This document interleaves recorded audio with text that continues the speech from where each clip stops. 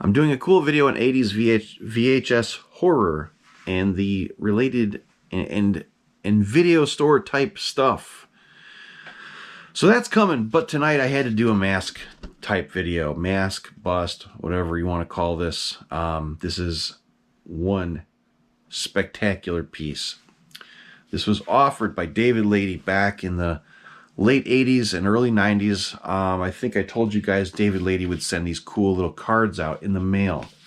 And they would have like a photo of a mask. They were very special, limited run pieces. A lot of them were Henry Alvarez sculpts. David would paint them. Laura Lady would do the hair work. And you would be able to send away to David for these amazing pieces. And today they can be quite rare. You know, all of the things you would find in these cool little pamphlets David would make by hand and send out in the mail. All of the masks in those are pretty scarce because they really weren't pumping them out as production, like a production assembly line. They were making, 5 copies, 8 copies, 10 copies, and so on. So a lot of these things were very limited until other mask makers, like people like Death Studios or bigger companies out there, would get their hands on the molds, like the old Alvarez molds, and then make their version of the item. So what I'm focusing on is pieces that were originally put out, or should I say, pieces that were originally offered by David Lady, okay? This one tonight is something quite special. I think I teased you guys in one of the old videos recently at the end. I showed you a quick snippet of this hairy beast of a monster growling over there on the top shelf. First, I'm going to show you David's little card, okay? The Howling Werewolf. Can you see that? Look at that little photo there. And it was sculpted by the late, great Henry Alvarez. And David, I'd have to kind of talk with David more, or get David to comment somehow, that I don't remember if Henry sculpted this for any other reason than for David to sell them. Like, was this something Henry sculpted? David talked him into letting him produce some of them and sell them on his end, or I don't know. Like, I'm not too clear on if Henry did this in cahoots with David, if they worked together. Like, I don't know if David and Henry worked together on this project. So I kind of should have found that out before I started this video. However, let's dig right in. So without further ado, the cool piece we're going to talk about tonight is the Alvarez Howling Werewolf.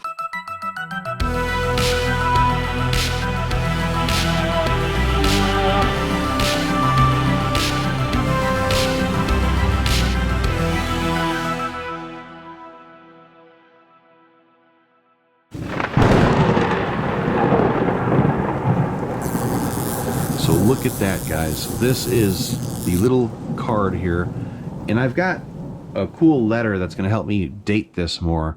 So this is David's original brochure he would send you in the mail. It's like a heavy cardstock with a little picture attached to it. You can see a gray version wolf there, and it says, "The ultimate collector's item for monster fans, available for a limited time. This amazing, beautifully detailed werewolf bust, sculpted by renowned artist Henry Alvarez, stands an incredible 26 inches tall. It measures approximately 22 inches across." Hang on, my nose is itching. Okay. "Its ferocious expression, immense size, and fine, elaborate custom hairwork make this outrageous beast easily the most sophisticated and spectacular monstrosity ever offered to a few lucky collectors." So right there, they're not doing many of these. They're huge. They're big. The hair work is a ton of work. Laura Lady did the hair work, at least on the copy I'm about to show you. Gleaming yellow-green eyes and hand-inserted or punched-in hair on his huge muzzle complete the horrific effect. Oh, order yours for $450, including packing and shipping. That includes shipping? Jesus. Let's go back in time, guys. Also available are the matching hair-covered werewolf hands/arms, each measuring 24.5 inches long. Whoa! The most realistic monster hands ever offered. Yeah, no kidding, right? For an additional $125 per pair. So order yours today. So let me put these down. So that is the original. And on the back, David said, to order this edition, please send... Okay, that's an old address. It doesn't... Don't go thinking you're going to find David at that secret address. He doesn't live there anymore in California. So, back to the piece. I'll tell you a few things before we lay eyes on this beast. Number one, this later... Okay, so David only did a handful of his wolves. Really high-end versions. Laura would do the hair work, either punched or hand-laid hair. David painted them. As you can see there, they said it was a very limited deal, and they weren't doing too many. However, later, Jeff Death released his under the name Bad Moon, and he made his run of these same wolves with hands. I think I have a picture of one of Jeff's versions, the Bad Moon. And so now let's talk about Frank's. This is an artifact of the Frankenshrine. Probably one of the most important because, man, I will never forget walking down into the cellar. I'll explain later. There's 2 different locations for Frank's collection. But I went down in the cellar or the basement of the one location. And I went around this corner and I laid eyes on this incredibly massive Howling Werewolf by Henry Alvarez. And I just stopped in my tracks because I've seen them before, but they didn't look like this. This was hands down, or hands up, the nicest one I've ever seen. Let's put that on top of old Carol's head there. Enough talking without showing you the incredible wolf. Check this out. I've got 2 of them here. And we're going to talk about him more later. But look at this insane Howling Werewolf, sculpted by the late great Henry Alvarez, one of the best. Look at those hands. They're just crazy. This guy, I put him on like a makeshift bracket for now, and I had to strap his hands in place around the back of his head just for display purposes right now. Once I bolt that bracket to a piece of wood, the hands will be more stationary instead of moving around. But this definitely looks incredible. Now, I have not tried to clean him at all. I should have took the time to clean him before I did this video. He was always, he never got any mold on him. He just has a light coating of dust. And I'm sure I will do a before and after. I'm sure I will do a comeback. I'm sure I'll come back and show you guys another video down the line where I did clean him, but you can see he's not that bad. What makes Frank's so much different than the others I've seen all these years was mostly the hair work and the paint. Well, mostly the hair work. Paintwork, of course, looks different than the ones Jeff produced through Death Studios under the Bad Moon name. And I don't know if Henry titled this Bad Moon. I don't really know.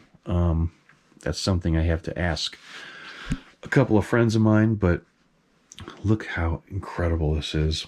And if I'm not mistaken, Henry did a life-size version of this guy on 2 hind legs. I think my buddy Dino may have one of those. Dino, is that the same sculpt as this wolf? I have to look at your old photos, but there is a even rarer, very tall, standing upright version of this guy on 2 legs. I'm pretty sure it's the same Howling Wolf as this one. I've been wrong before, though, haven't I? So anyway, this thing, I would go downstairs and look at this thing in Frank's collection, and I was just blown away by how gorgeous it was. Now, back to David Lady, okay? I have really great old letters from David, where he talks with he talked with Frank about a lot of old pieces, and this one is dated August 15th, 1990. So what I'm pointing out here with this letter is the date. Okay, August of 1990, David Lady was saying, I feel, he was talking about another piece, saying it's one of the all-time best collector's editions offered, and I know you're going to love it. However, another major first place contender is Henry's fantastic Howling Wolf, right here.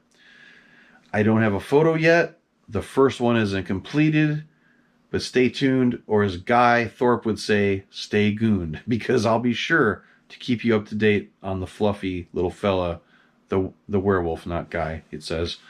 So, that being said, this wolf was not yet completed August of 1990, which leads me to believe Frank and David could have done this deal somewhere around 1991. And I think that's probably when this was finished up by Henry Alvarez. The casting went to David, where he did the paint work, and then Laura laid on this awesome hair work. And look at these crazy hands. They're just so cool. So look how different the copy next to it is. Okay, this is the same exact sculpt, but look how different these wolves can look from one to the next. What's cool, what I like about this copy is the lack of hair on this really accentuates the size of his ears. See that? See how there's a lot of hair on this piece? And, you know, Frank's very particular. He wanted this thing looking as much like the movie as possible, I'm sure. I don't even have to ask David that, because I know Frank. And let me itch. So this piece here on the right, same mold. Now, going back to companies producing, one thing I forgot to mention is besides Death Studio making their version, Distortions also released this wolf. So out there in production mask land, there was Death Studios and Distortions versions of both. There was Distortions and Death Studios versions of these wolves out there back in probably, I would say, by the mid-90s. I'd really have to look at the catalogs and study that stuff, or ask Ed or Jeff when they were making their versions. I'm sure it's all out there somewhere on the internet, but that's how we come to this copy. This one came from the collection of Ira Brown. If you guys remember when I went out to Cheyenne, Wyoming, this Howling Wolf was sitting in Ira's collection. And I've got the whole story on this. I could not remember what the Distortions released wolf looked like. I do know what the Death Studios one looked like, so I wasn't sure too much about this when I bought it. However, this brings us back to the story of Mike Langlois. Those of you that follow the channel will know the tragic story behind Mike, and you'll see the masks he made in the one video I did after going to Ira's. So if you want to look up the old video on Mike Langlois and you don't know who he is, go watch that and you'll learn a lot more about him than I'm going to talk about in this video. But this particular copy, so Ed Edmonds gave a blank copy of the wolf out of the mold to Mike Langlois and Nick Barker. Nick Barker was a very, very close friend of Mike Langlois and knew Ed very well, of course. Nick Barker was good friends with Mike and Ira Brown both, and they took a blank casting from Ed. Nick Barker painted this thing, and then Mike Langlois laid all the hair on it. I don't think I have that. I could have that backwards, but I'm pretty sure Nick painted it and Mike Langlois did the hair work on this. So that would have probably been, I'm guessing, mid-90s. I really have to look up the timeline as to when Mike got out of prison. But this one has a lot different detailing as far as paint. He actually has a lot of blood on his mouth, you know, which is pretty cool. He's got slime. He's got not only blood, but slime coming out of the mouth. And I was looking to sell this one. I almost sold him yesterday, and then a friend backed out. He goes, I want it. And then he's like, oh, I see this other piece, though, and now I don't know what to do. I go, that's okay. I'll keep it. Oh, my God. So, not a bad thing to have two amazing Henry Alvarez wolves in the collection, at least for now. This one is not going anywhere. This guy is here to stay. I may come off of this one in the future. We will see. Just because I need room around here. It's too bad he doesn't have the matching hands. So those of you out there that love this set, or just the head, and you cannot find the Death Studios version, or you cannot find the Distortions versions, I've heard that it may be making a comeback. And that's all I'm going to say right now. I've talked with someone out there who informed me that they are working very hard at bringing this set back. So keep your fingers or your claws crossed. Maybe he could have announced it by now that it is coming back, but I don't want to say yes or no until I really check on that. But I don't want to say it's a for sure thing, but it sure sounded like it. And that being said, you'll be able to do custom paint and custom hair. You know, it's not coming from Distortions. It won't be coming from Death Studios. And you'll be able to do your own hair work, your own paint work, or send them to someone to have them done like this. But, I mean, look how crazy that is. That is just so wicked with these big-ass ears. I mean, Henry, of course, never disappoints. And to me, this is one of the coolest Henry Alvarez items I've ever owned in all my collecting years. And look how big this thing is. This one's got a lot of hair still. One thing I'd like to do is try to blow through the hair with canned air. You know, he is pretty clean, but I could tell he may have just a little dust in his hair. And I mostly want to clean the paint off and try to get dust off of him. I'm guessing it will really look more vibrant as far as the paint up on this thing once I do clean him. But had to touch on these today. One hell of a artifact from the Frankenshrine, and definitely something I would walk down there in Frank's cellar and I would just stare at this thing. Frank's brother and I would look at this and I'd say, this is so spectacular, this piece. And I said, let me make room for him first, and then I'll worry about bringing him back later, because I had nowhere to put him at the moment. But he's definitely going to stay up there. He's going to stay up there next to that dude. That's a whole other video coming, but had to touch on this tonight. Hope you enjoyed this video. Uh-oh. Get out of here. This artifact of the Frankenshrine video is just going to be revolving around one piece tonight. Of course, I had a little extra guy in here. I had to show both of those. More coming. I got some great scores this week. New stuff came into the collection. Imagine that.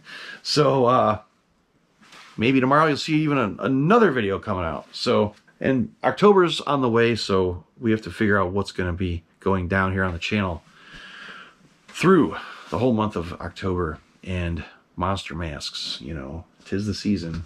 I need to start figuring out, are we going to do the 31 days of Halloween masks or not?